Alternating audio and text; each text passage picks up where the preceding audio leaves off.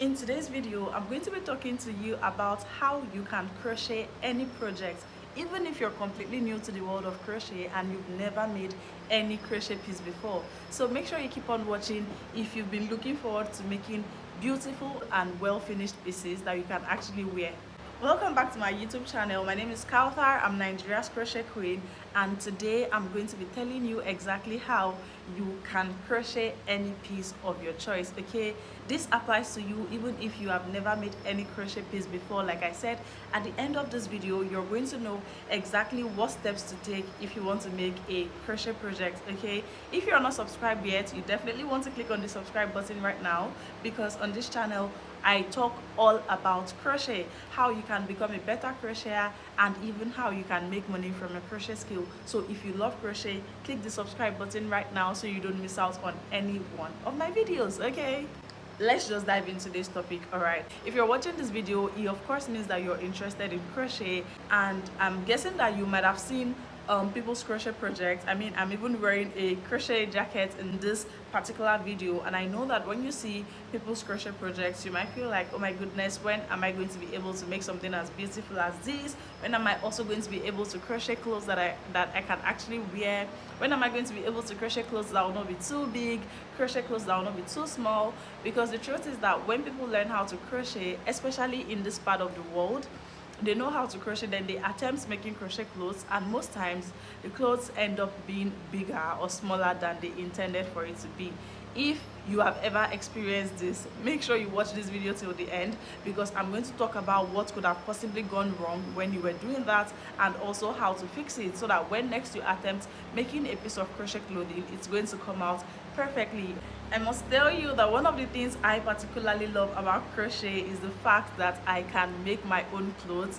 I make a lot of my clothes, like a lot of the clothes in my wardrobe are crochet clothes, and I love the attention I get when I go out wearing a piece of crochet clothing. In fact, this particular jacket I'm wearing, I wore it out today for a photo shoot, and I cannot tell you how many compliments I got. It makes my head swell. It's something I really love.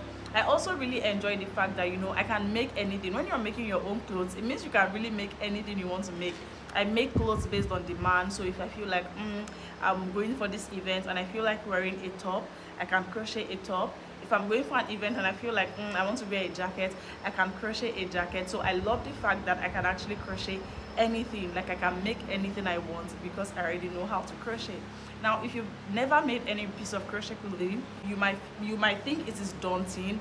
It might be a little bit overwhelming, but again, by the time you're done watching this video, you're going to know the exact steps to take if you love to make any piece of crochet clothing. I think we should just get right into the steps, because I know you're getting excited. You're like, oh my goodness, I can't wait to make my next piece of crochet clothes. So let's begin. Of course, the very first thing you want to do if you want to make a piece of cloth is to know what piece of clothing you want to make.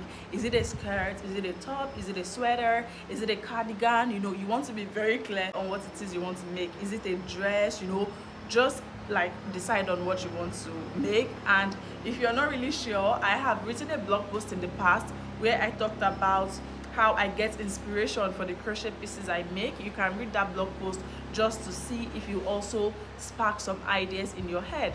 But once you decide on the piece you want to make, you're then going to move on to step 2, which is to find a pattern for the project. Okay, again, this video is very suitable for you even if you're new to the world of crochet. Just follow the steps I'm outlining right now and you're going to do a very good job. Now, when it comes to finding a pattern is important, especially if you're new to the world of crochet, because a crochet pattern is a set of instructions that have been written by a designer so that anybody who wants to make the piece can follow that pattern to make the piece. A very good example is this kimono you see me wearing, which I'm also going to put a picture up on the screen right now. This kimono was designed by me in 2022, and I have written down the instructions that anyone can follow to make this exact kimono. Okay, now this instruction is what is called a crochet pattern. In other words, I have written a crochet pattern for this kimono. So if anyone out here wants to make this kimono, all you have to do is get the crochet pattern, which again is a set of instructions that anyone can follow to make the piece. Once you get your hands on the pattern, you can just read through and follow the instructions in that pattern to make the piece.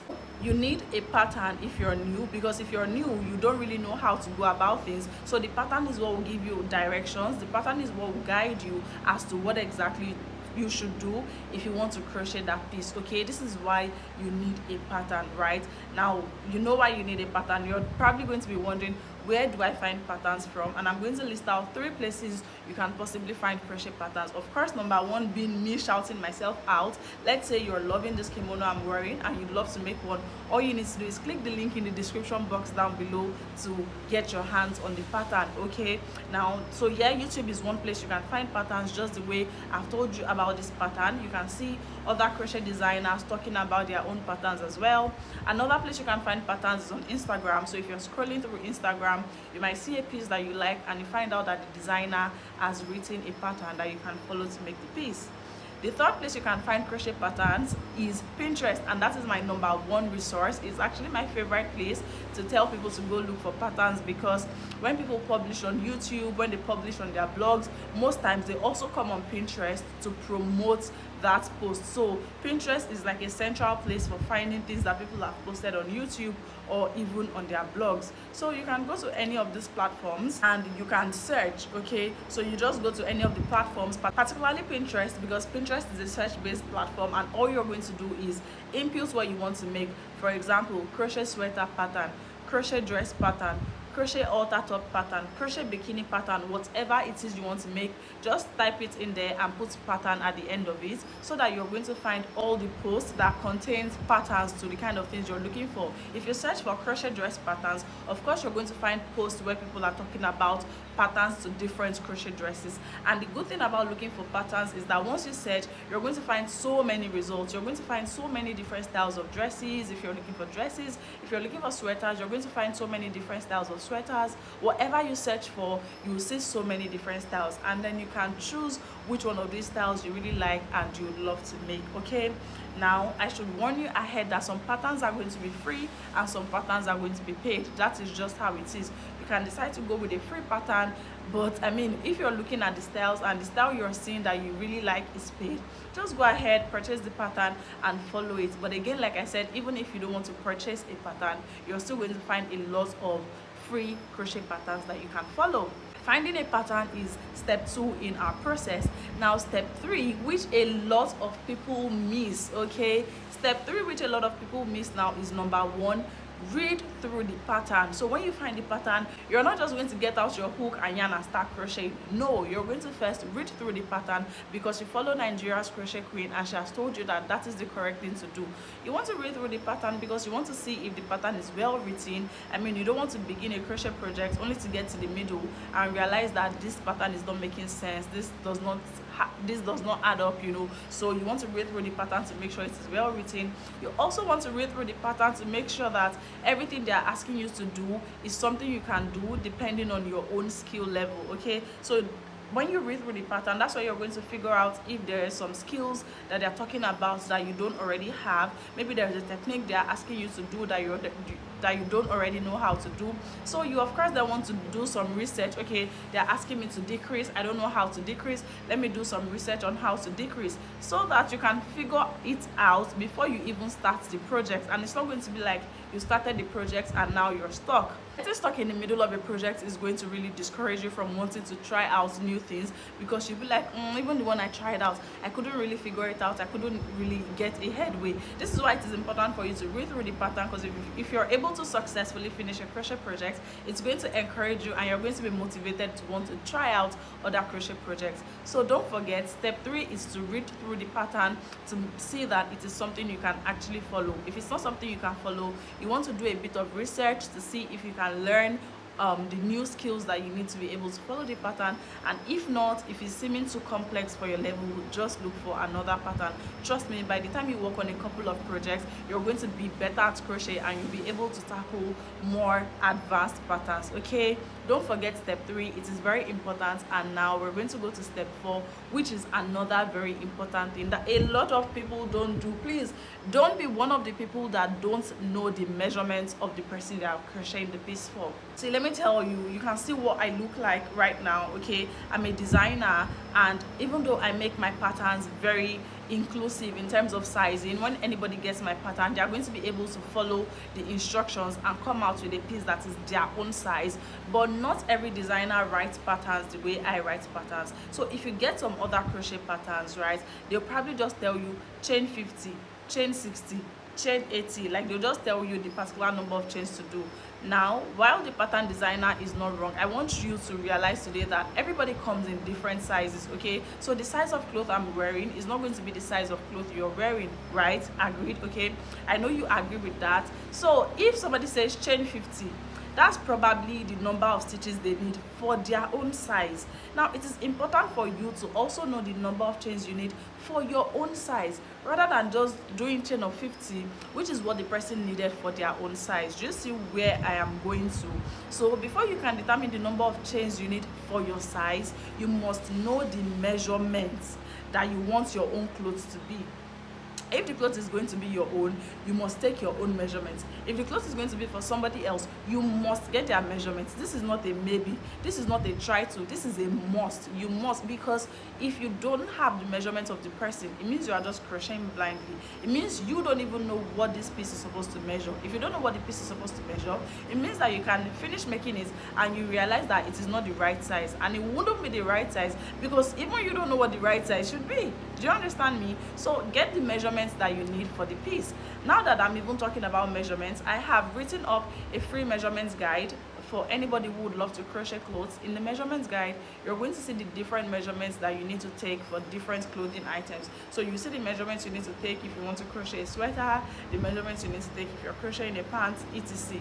Click the link in the description box below to get that free measurements guide, so that you know the exact measurements you need to take depending on the crochet projects that you want to make. Now, step 4 again is you take your own measurements. Okay, now we're going to step 5. Remember that even at this point we haven't started crocheting yet. Okay, all these are background work that you totally must do if you want your crochet piece to turn out beautiful and fit you perfectly at the end of the day. Okay, make sure you don't skip it. You know you've been skipping these steps before now, and that's why your crochet pieces don't end up looking the way you want them to. So the next time you decide to make a piece of crochet clothing, make sure you just follow what Kautar is saying and seeing if Kautar's techniques would give you the desired results. Okay, now step 5, once you have your measurements, the next thing you want to do is you want to find out how many stitches would give you your desired measurements. Okay, now remember how I said that when somebody says chain 50, they probably needed chain 50 for their own size. But like I said, depending on your size, you need to also determine the number of chains to do to give you your own desired measurements. Now in step 4, when you already know your measurements, you know that okay, I want my own crochet dress to measure this. Step 5, you want to determine the number of stitches that would give you that desired measurement.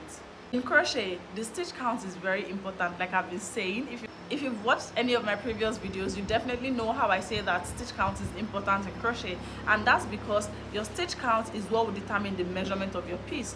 For example, 20 stitches might measure 5 inches. That means that if you want your piece to be 10 inches, you need to do 40 stitches.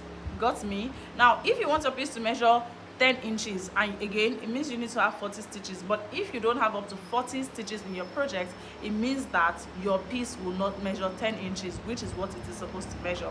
Now, if you want to determine the number of stitches that will make up your measurements, what you want to do is to crochet a swatch. And a swatch is a small sample piece of your entire crochet fabric. So let's say you want to crochet the piece in double crochet, you're just going to make a double crochet swatch by maybe you just work 20 double crochets and do that for 5, 6, 7 rows. But the pattern you're following is where you're going to get the stitch that they use. So the stitch that they used in the pattern you want to follow is the stitch you will use for the swatch. So when it's time to make the swatch, that's when you actually go and start following the pattern instruction. Again, that is to make a swatch. So if you're making a swatch, it's a small sample piece, so you're probably okay with doing like a chain of 25 and just using that chain of 25 to work the stitch instruction in the pattern, and just do that for like 7 to 10 rows, and you're going to have your swatch. Some patterns might not give you the exact instructions for making a swatch, but when you look at the pattern and they are saying maybe like chain 100, then they put the instructions for row 1, row 2, row 3. If you want to make a swatch, you're not going to chain 100. Remember, the swatch is just a small sample piece. When you want to make your swatch, you're going to again chain 25, chain 20, chain 30, but really you shouldn't go beyond 30 chains if you're using a 4mm hook. So you chain 30, then you follow the instructions for row 1, row 2 until you have like between 6 to 10 rows. Then you're going to be done with the swatch. Now when you have your swatch, you're going to measure that to see how many stitches are. You're going to measure the swatch to find out the measurements and the number of stitches that make up that measurement. So if you measure your swatch, let's say your swatch is measuring 5 inches and you have 10 stitches in the swatch, that simply means that 10 stitches gives you 5 inches. So if you want your project to be 20 inches, it means that you need to do 40 stitches to get 20 inches, and I was able to derive that by measuring the swatch. I did not guess. Now when you've measured your swatch, you know for a fact that if I do 40 stitches, I'm going to end up with 20 inches. Okay, this is how you're going to determine for a fact the number of stitches you need to do to arrive at your desired measurements. Let me tell you a very big secret. I have taught over 1,000 people crochet, and the biggest issue most people have is that when they finish crocheting their clothes, they realize that it is either too big or too small for them, and they are usually not able to wear it. Crochet clothes take a very long time to make, and honestly it's a very big waste of time if you finish a crochet project only to realize that it does not fit you, because there's really nothing you can do. If your crochet project is too big, trust me, there's no way you can make it smaller, all right? And if it is too small, there's no way you can make it bigger. You have to frog it and do it from the beginning. So even though some people are of the belief that making a swatch makes your project take longer is a waste of time, I want to assure you that it is not a waste of time. The actual waste of time is when you finish your entire project and you are realizing that, oh my goodness, this thing is too big. You are realizing that, oh my goodness, this thing is too small, because again, at that point, it is going to be too late. There is nothing you can do to amend it. You have to frog and start all over again. I say all this to make sure that you do not skip the swatch stage. The swatch is so important if you want your crochet clothes to fit. In fact, I need to brag about one of my students here who made this dress that you're seeing on the screen right now. You can see how perfectly this dress fits me. Let me tell you, she couldn't have achieved this without making a swatch, and this student of mine has over 3 years experience in crochet. Yet she still needs to do a swatch before going ahead to make a dress like this, because the swatch is the only way you can arrive at the correct number of stitches to make to get your desired measurements. Do not skip the swatch stage, and do not listen to anyone who tells you that making a swatch is a waste of time.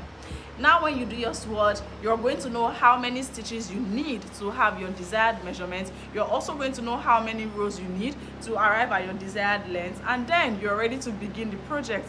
And now when you begin the project, you are not going to be chaining 50, which is what the pattern says. You're going to be chaining the number of stitches that you arrived at when you did your calculation.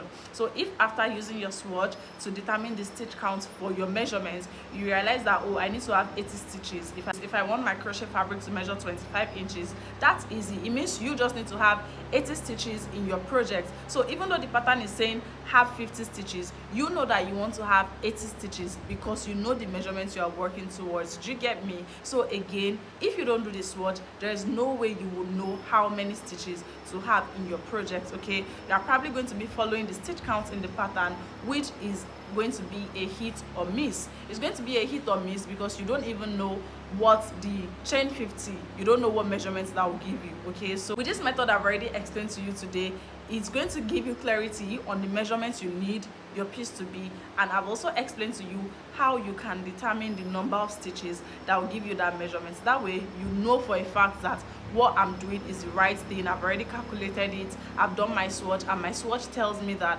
if I work 80 stitches, I'm going to have 25 inches of fabric, so you're going to be good to go. It is only after you've used your swatch to determine your stitch counts that you are ready to actually begin the project. Again, when it's time to begin the project, all you want to do now is to then go into the pattern and start following the pattern. The only thing that will be different is that you will not be working with the stitch counts in the pattern. When the pattern says to work 50 stitches, you are going to work with 80 stitches, but then you're going to be following the other instruction in the pattern. The only thing that will change is the stitch count you're you're working with, and that's because you are a different size from the pattern designer. That is why you will not be using the pattern designer stitch count, which is what will be in the pattern. I hope you understand everything I've said. Now, when you eventually start your project, I want you to remember this. I want my voice to always ring in your head.